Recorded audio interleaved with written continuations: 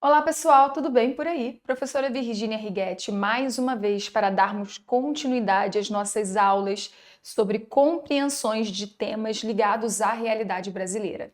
Nós trataremos na aula de hoje sobre estrutura e concentração fundiária. É um tema muito interessante, tanto para as pessoas que gostam de geografia, como para as pessoas que gostam de política, pois temas relacionados à reforma agrária, à concentração de terras, à desigualdade dessa distribuição de terras, terras improdutivas, monopólios agrícolas, exportação, essa agricultura muito mecanizada, muito tecnológica. Isso são realidades muito pertinentes às nossas vivências. A gente está sempre vendo esses temas nos noticiários e também em grupos de estudos. Então, esse tema é de suma importância tanto para a sua prova, como também para o seu entendimento de cidadania brasileira. E é isto, queridas e queridos. Começaremos, obviamente, do começo. Vamos lá. Nos arrumando para começar a nossa belíssima aula. Realidade brasileira, estrutura e concentração fundiária, parte 1.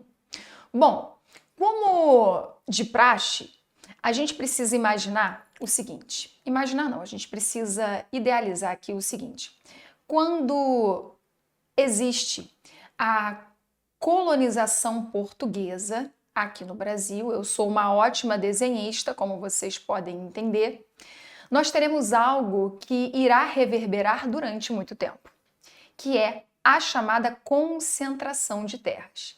Então eu tenho aqui, desenhando para vocês nesse perímetro, uma concentração de terras que vai se estabelecer aqui nessa região de norte a sul do Brasil, que é o nosso litoral, e nós já falamos sobre isso. Então eu compreendo que o Brasil, lá em início do século XVI, era uma terra muito imensa, ela era inexplorada por esses europeus, então eles irão se localizar aqui no litoral, certo? Esse litoral, ele será dividido em territórios. Esses territórios, eles eram dados a pessoas portuguesas.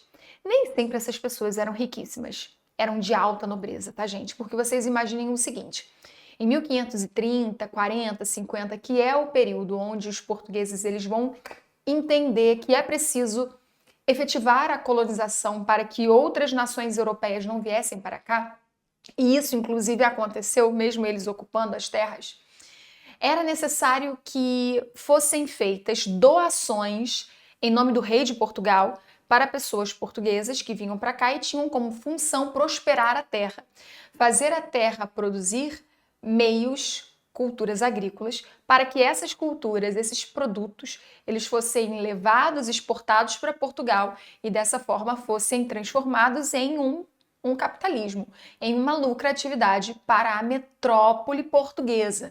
Então, esses portugueses eles vão se estabelecer primeiramente no litoral. Foi feito o sistema de capitanias hereditárias, pois essas terras elas passavam de pai para filho. Então, as pessoas herdavam essas terras, elas não compravam. Gravem isso, por favor. As capitanias não deram muito certo, depois veio o chamado governo geral, e essas terras continuaram a serem divididas aos chamados donatários. Os donatários eram aqueles que recebiam as terras. Só que as terras eram enormes, gigantescas. Então, eles também dividiam com os chamados beneficiários.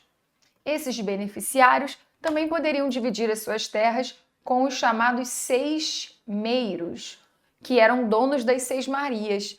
Então essas terras elas eram sempre subdivididas, sempre para pessoas que eram da confiança desses donatários, pessoas que vinham de Portugal também. Isso vai ser modificado no Brasil depois de muito tempo.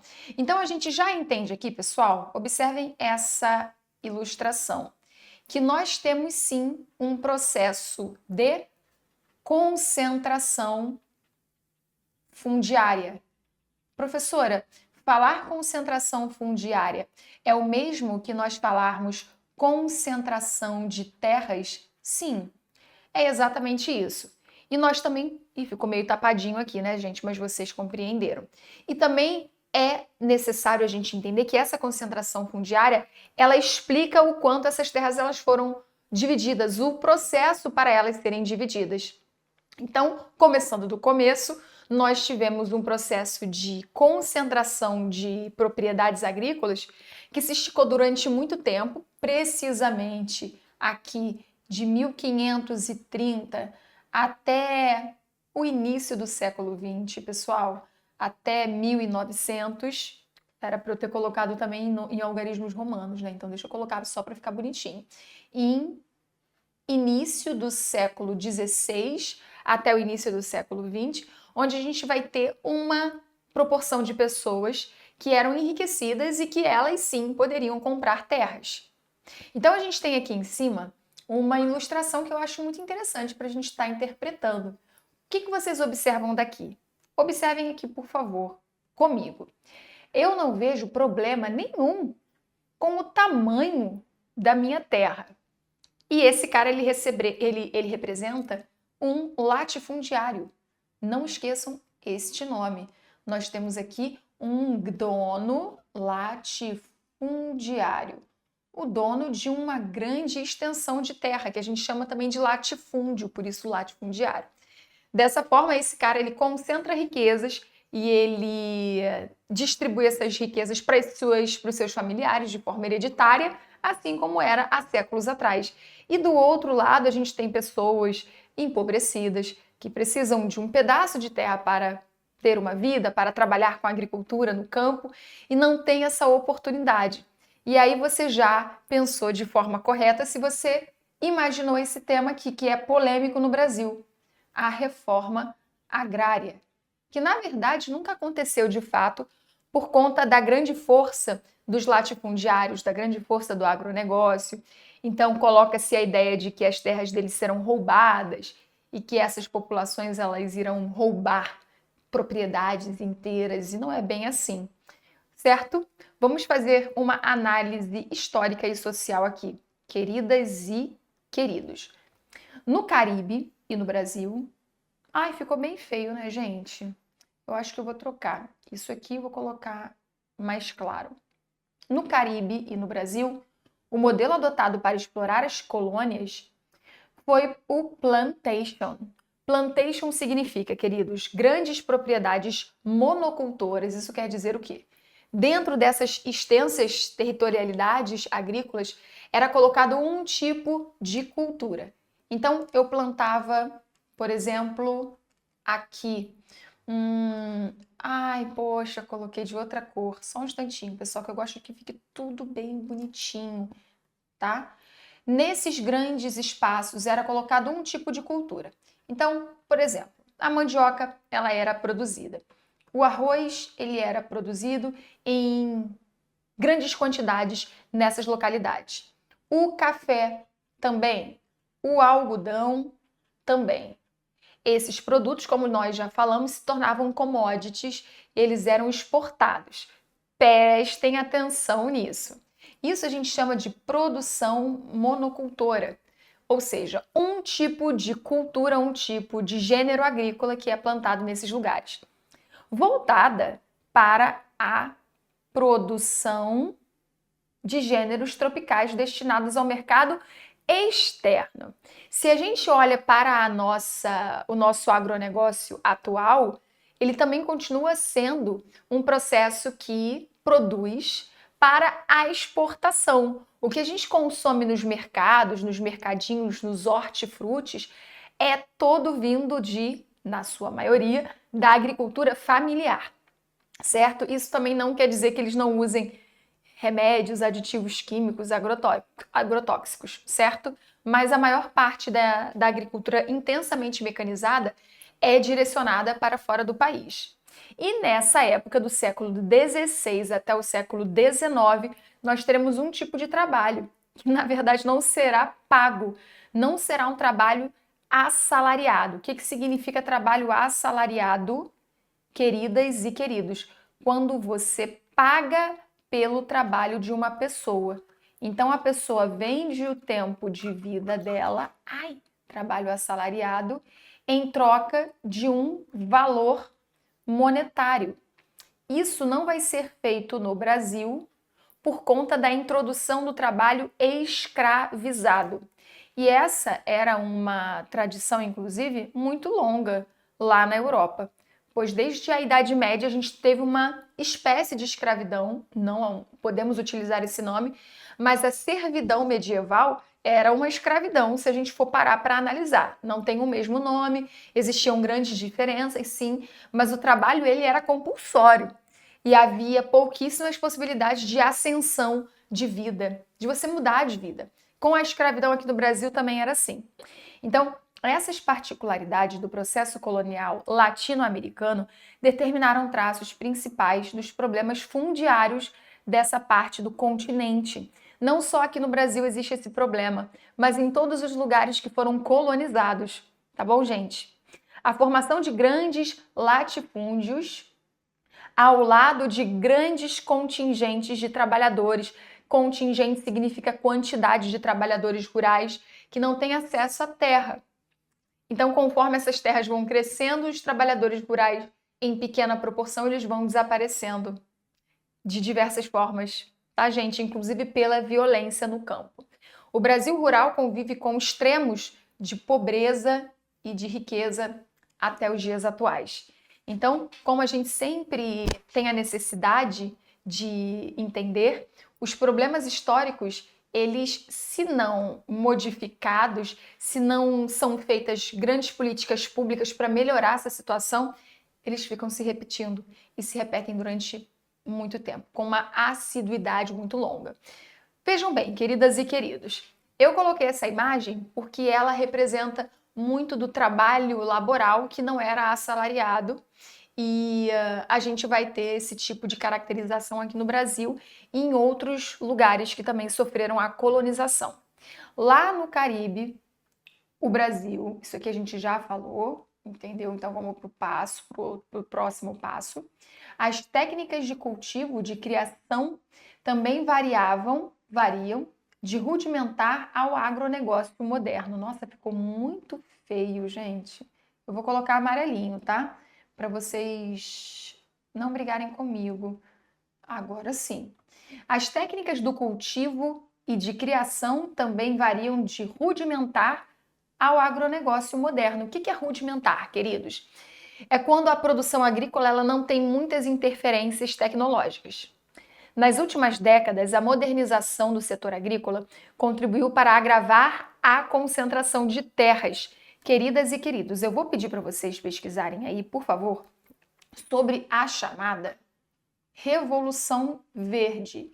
Essa Revolução Verde acontecerá no Brasil em meados dos anos 70 e vai introduzir diversas tecnologias no campo, tanto no setor do maquinário, como também no setor de agrotóxicos. Então, gente, isso aí dá diversas problemáticas. Sobretudo, por exemplo, a plantação da soja, ela será um exemplo disso, né? Porque a soja ela precisa de muito incremento tecnológico para ser produzida em larga escala. E é um dos produtos que o Brasil mais exporta. Então, a Revolução Verde, ao mesmo tempo que ela vai ser revolucionária para a exportação, para o aumento do PIB brasileiro, também será ruim para os pequenos produtores que serão engolidos por essa modernidade. A Revolução Verde, ela será muito boa para esses pequenos grupos, entretanto, para os grupos maiores, que são de pessoas que necessitam mais, não será. Por isso, ela não incluirá a todos. Então, a gente também chama essa Revolução Verde de revolução. Observem aqui, revolução conservadora. Conservadora porque não inclui todo mundo, certo? Então, não esqueçam disso, pois é muito importante para os estudos de vocês. Deslocou a população do campo para as cidades em busca de emprego ou para outras regiões do país. em busca de terras. Uma das consequências dessa Revolução Verde é que quando esses trabalhadores eles ficam sem grandes oportunidades de trabalho no campo, acontece o que a gente entende muito bem, porque vocês já estudaram sobre isso, o chamado êxodo rural. E esse êxodo rural também vai implicar numa problemática nas cidades, pois se existe a concentração de pessoas trabalhando nas cidades, o que acontece com o salário? Ele vai diminuir. A valorização desse trabalhador vai diminuir, porque se tem muita gente procurando emprego, então a valorização desses trabalhadores não será tão unânime. Conseguem perceber? Qualquer trabalho a pessoa vai estar aceitando, porque ela vai estar passando necessidade. Então é um ciclo, é uma reação em cadeia de coisas, de atitudes, de ações, que quando não é feito um planejamento para incluir as pessoas, existem as chamadas diferenciações sociais, que a gente já falou bastante e continuaremos falando. Continuando, queridas e queridos, para recomeçar uma nova vida. Tanto uma opção como outra contribuíram para agravar os problemas sociais que persistem até hoje no Brasil. Então, aqui eu gostaria de chamar a atenção de vocês. Na maioria dos países desenvolvidos, as atividades agropecuárias, olha que loucura, elas são em propriedades desenvolvidas em propriedades rurais menores. Então, em países mais desenvolvidos, a maior parte da produção agrícola é feita em propriedades rurais menores, diferente do Brasil, que é feita em larga escala. E também lá nos países desenvolvidos é feito na base familiar. Altamente produzida, tem mecanização também, é voltada para a produção de alimentos e matéria-prima para abastecer o mercado interno do país. Ou seja, a França é um grande exemplo disso. A agricultura familiar lá, mecanizada, é muito intensa e eles produzem para o próprio país. Já em países subdesenvolvidos, a gente tem que tomar muito cuidado com essa palavra, tá? Subdesenvolvidos. Aqui no Brasil, nós já somos um país em desenvolvimento. Principalmente na América Latina e na África, em virtude da sua herança colonial, em que predominavam os plantations, como nós já vimos há minutos atrás, grandes propriedades rurais que produziam monoculturas voltadas para abastecer o mercado internacional a grandes propriedades rurais, concentradas nas mãos de poucos proprietários, que produzem monoculturas para a exportação. Professora, então nós podemos ter uma lembrança do que era a colonização europeia? Sim, gente, sim. Se desde aquela época existe... Que horror! Existe essa questão de exportar, explorar os nossos recursos naturais e assim exportar, até hoje existe. E aqui eu coloquei uma diferenciação para vocês sobre esses tipos de categorias, propriedades rurais brasileiras. O imóvel rural é qualquer imóvel rural utilizado para a produção agropecuária e agroindustrial. Propriedade familiar ou módulo rural é o imóvel rural explorado por uma determinada família que absorve toda a mão de obra familiar e consegue garantir o sustento de toda a família. O minifúndio são pequenas propriedades rurais com extensão maior do que as propriedades familiares, geralmente utilizadas na produção alimentar familiar ou coletiva. Os latifúndios, grandes propriedades rurais voltadas para a produção moderna de monocultura ou para a especulação imobiliária. A empresa rural, que são médias e grandes propriedades rurais de ordem física ou jurídica voltadas para a exploração econômica racional do espaço agrário para desenvolver os produtos agropecuários. Aqui eu gostaria que vocês tirassem um print dessa informação e que vocês entendessem, através dessa imagem que eu coloquei aqui, a distribuição desigual, a concentração desigual de terras. E é uma problemática existente até os dias de hoje. Além disso, a grande concentração de terras prejudica também a produção de alimentos, visto que a maior parte deles é produzida em minifúndios. Então, qual seria uma grande solução para o Brasil, queridos? Valorizar esses minifúndios, valorizar essa agricultura familiar, certo? Então, aqui a gente já chegou ao final da nossa primeira parte da aula, eu encontro vocês na nossa segunda parte para darmos continuidade a essas questões agrárias do Brasil. Parte 2 da estrutura e concentração fundiária no Brasil. Na primeira aula, nós entendemos que a concentração de terras e as dicotomias econômicas que aqui ainda pairam não é uma questão contemporânea, e sim algo que se estica desde meados do século XVI e foi muito reverberada por conta do tipo de colonização portuguesa ao qual nós fomos acometidos. Professora, então a gente precisa sempre fazer uma problematização do nosso passado histórico para entender muitas problemáticas socioeconômicas atuais, com toda certeza. Existem nas construções sociais de todos os países uma tradição. E essa tradição, muitas vezes, pode ser ruim, pode ser que ela não seja tão positiva. E quando não existem políticas públicas que são colocadas exatamente para sanar essas problemáticas sociais, elas se esticam época após época. Então, nós compreendemos que as problemáticas sobre a terra, sobre o uso da concentração fundiária, ela permanece e que até hoje a legislação vigente no Brasil tenta trabalhar para apaziguar esse problema, mas o peso do agronegócio é muito grande. Isso faz com que as soluções elas sejam muito complexas e muito lentas. É isso, queridas e queridos. Vamos lá, começando as nossas compreensões. Realidade brasileira, estrutura e concentração fundiária. Continuando, queridas e queridos. Algo muito interessante que antes da gente começar o nosso conjunto de reflexões é sobre a reforma agrária, que eu mencionei um pouco na nossa primeira aula e eu gostaria de aprofundar agora um pouco.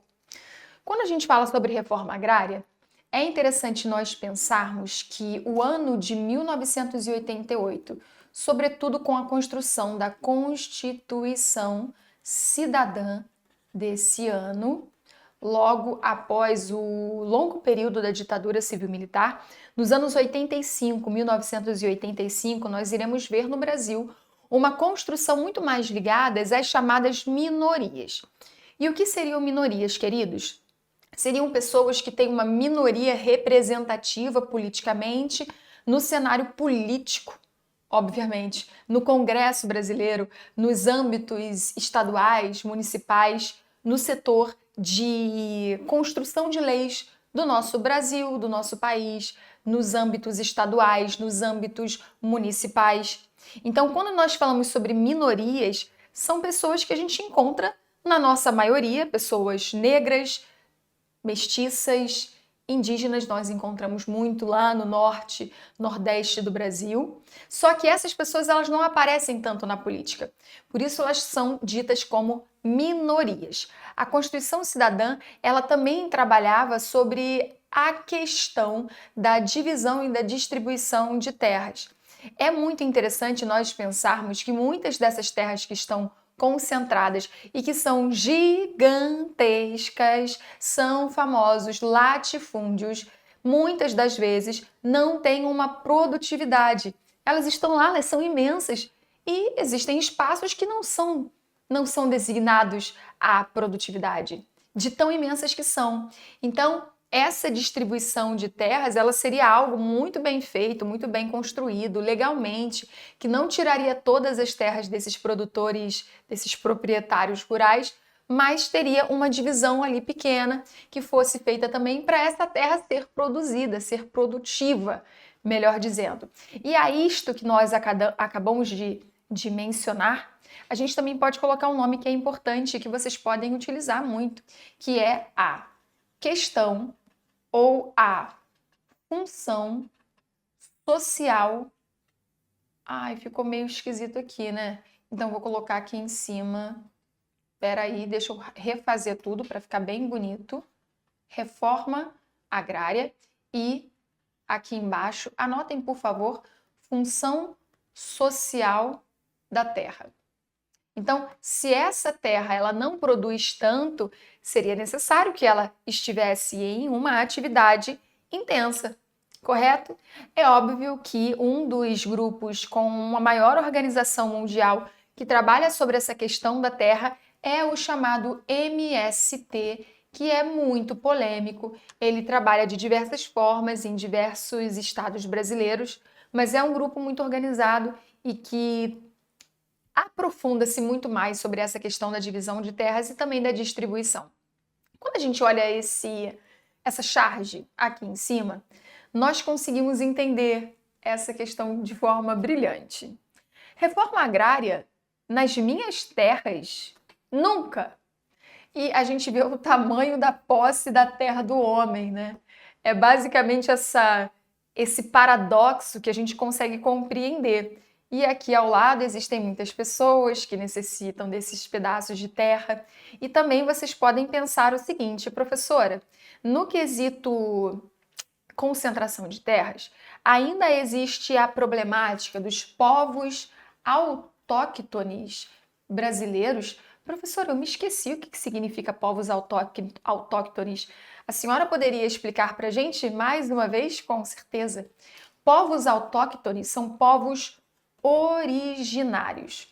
E também posso mencionar povos indígenas. Não diga índio. O índio ele tem um tom muito pejorativo.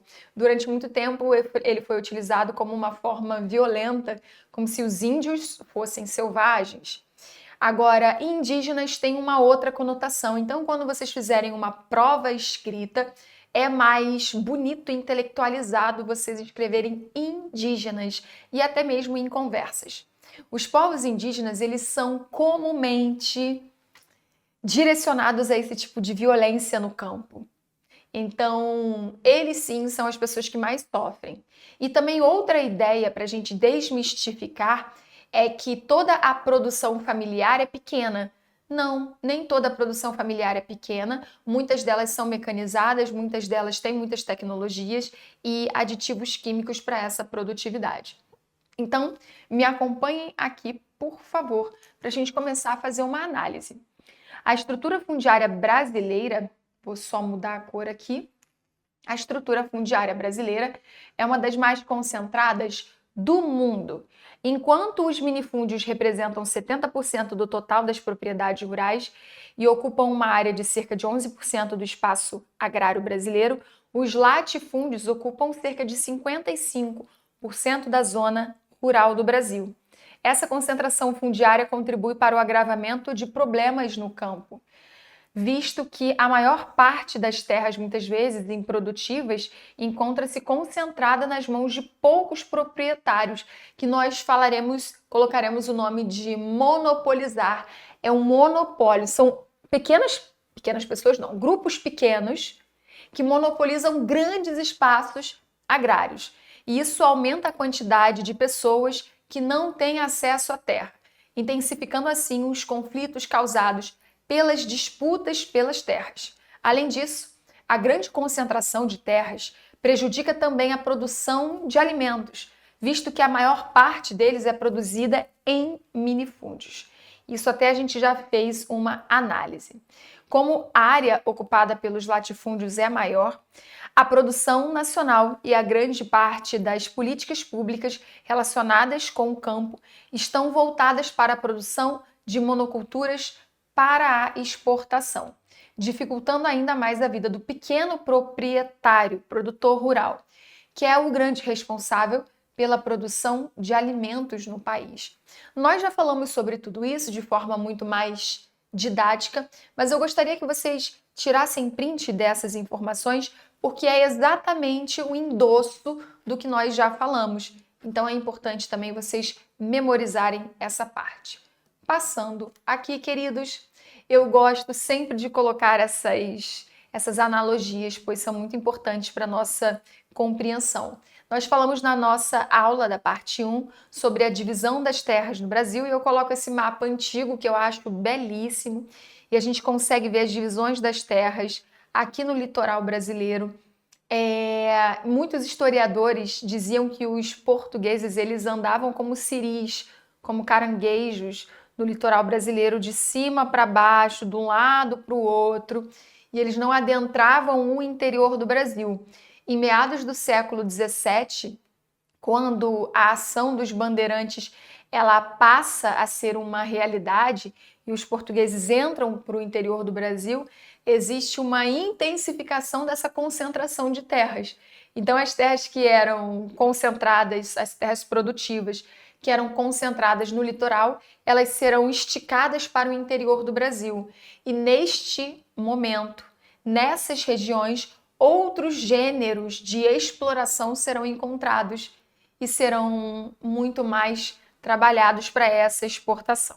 Aqui nessa imagem, vocês conseguem perceber isso, olha, o cara observando as suas terras, e aí tem o tataravô, o tetravô, o bisavô, o filho, o avô, o pai, ou seja, ele é rico de herança.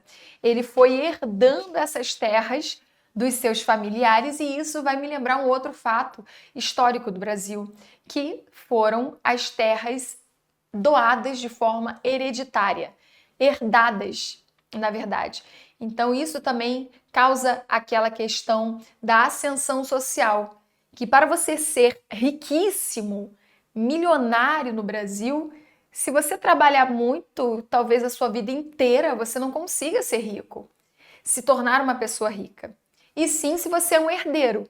Se você é um herdeiro de grandes propriedades, você consegue uma riqueza intensa e numerosa. Entretanto, isso não acontece para todos. Vamos analisar essas teorias aqui ao lado, queridas e queridos. O território brasileiro tem como uma de suas questões políticas internas mais debatidas a temática da concentração fundiária, ou seja, a posse não democrática da maior parte das terras no espaço rural do Brasil. Em razão da intensiva concentração de renda, do estabelecimento de monoculturas voltadas para a exportação, além de uma série de fatores históricos, o campo brasileiro é altamente concentrado nas mãos de poucos proprietários. É um erro atribuir somente às políticas dos últimos anos o problema da concentração fundiária brasileira. Trata-se de um processo histórico que vem se perpetuando nos dias atuais e é frequentemente associado à questão da colonização do Brasil, com a divisão da área ocupada pelos portugueses em capitanias hereditárias. A Lei de Terras em 1850 agregou um grande valor ao solo, saiu errado aqui, e tornou as propriedades de terra inacessíveis. Essa Lei de Terras de 1850, ela vai corroborar para as diferenças sociais. Em 1850 é muito correto lembrar que o Brasil passava por um período de pré-abolição da escravidão. Então, diversas políticas estavam sendo feitas para que a abolição acontecesse. O Brasil foi o último país das Américas a abolir de fato o trabalho compulsório feito pelos africanos escravizados. Então, houve uma série de leis para maquiar essa finalização, como a Lei do Sexagenário, que atribuía aos africanos com 60 anos uma liberdade, para a construção da Lei do Ventre Livre, onde mulheres elas teriam filhos a partir daquela data que seriam livres, mas elas não. Então eram leis que eram muito irrisórias mediante a estrutura da escravidão no Brasil. Entretanto, havia também um outro projeto que era trazer imigrantes europeus para o Brasil para trabalhar no lugar desses escravos que seriam libertos, certo? Em troca de um salário muito pequeno. Além dessa vinda dos imigrantes, desse incentivo dos imigrantes europeus virem para o Brasil, havia também um projeto, anotem aí por favor, de embranquecer a população brasileira, já que majoritariamente em lugares onde a escravidão ela foi muito concentrada, sobretudo no Rio de Janeiro, São Paulo, Espírito Santo, Minas Gerais, Salvador, Bahia, a população negra era numerosa. Então, a questão do racismo era muito grande e como que faria, se desenvolveria uma ideia, um projeto para amenizar a cor dessas pessoas. Traga para cá imigrantes europeus que daqui a 200 anos haverá muitas pessoas coloridas, pessoas com o espectro colorido, que é aquele tema do colorismo, que vocês podem buscar aí, que é muito interessante e também muito sensível para a nossa sociedade. Vou usar o meu exemplo. Minha mãe era uma mulher negra e meu pai era um homem branco. Então, houve uma miscigenação entre eles e eu nasci com uma pele mais clara, com um cabelo diferente da minha mãe, com um cabelo mais liso. Minha mãe tinha um cabelo crespo, meu pai tem um cabelo liso. Então, lá há 150 anos atrás, 170 anos atrás, essa era a ideia de amenizar o tom da pele. Professora, existem movimentos negros que são bem radicais, que eles criticam a união entre pessoas de cores diferentes? Sim, existe, tá, gente? Então é o que popularmente chamam de palmitagem. É uma pessoa negra ficar com uma pessoa branca. E aí essa é uma discussão para uma outra aula. Vocês podem até estar buscando no YouTube, porque existem discussões muito ricas lá.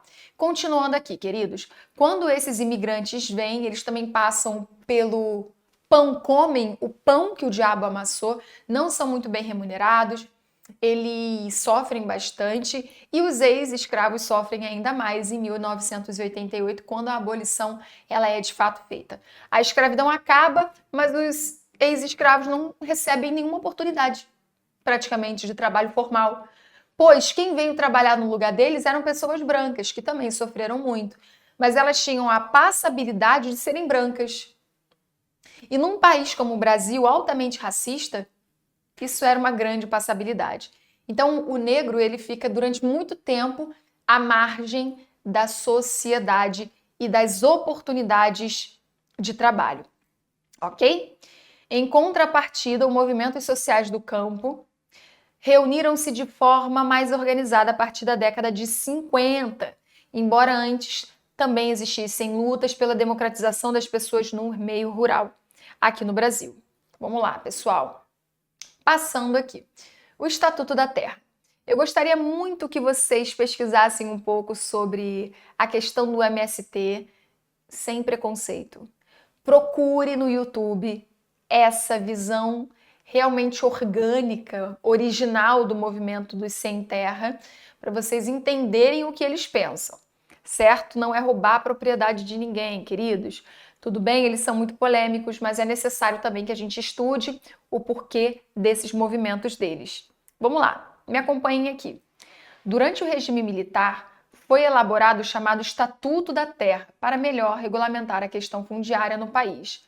No entanto, há muitas críticas direcionadas a essa lei, que, segundo alguns posicionamentos, pode ser considerada uma falsa tentativa de promover a reforma agrária, tendo como intuito principal a sua dificuldade e burocracia. Ou seja, para que a reforma agrária exista de forma legal, foi feita uma série de dificuldades burocráticas. Então, essa realidade ela ficou cada vez mais distante. E a essa burocratização, o MST ele julga bastante. Mesmo posteriormente, com o fim da ditadura e a consolidação do Plano Nacional da Reforma Agrária, em 1985, a questão pouco avançou, principalmente pela força de setores ruralistas. Sempre a bancada ruralista, ela exerceu um poder muito grande no Brasil e vocês podem perceber de acordo com a nossa análise das nossas aulas. Notadamente, a União Democrática Ruralista conseguiu se sobrepor aos movimentos sociais no campo.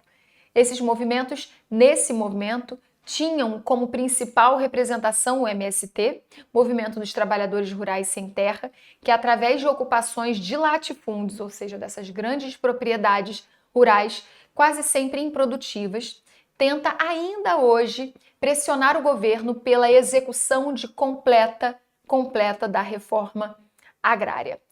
Como eu disse a vocês, é um tema bastante sensível, mas ao mesmo tempo interessantíssimo da gente estar estudando. Então, se vocês têm um pensamento crítico, eu peço que vocês se aprofundem ainda mais nos temas ligados à agricultura brasileira. Bom, queridas e queridos, um beijo para vocês, um abraço virtual e a gente se vê nos nossos próximos encontros. Grande abraço, até a próxima!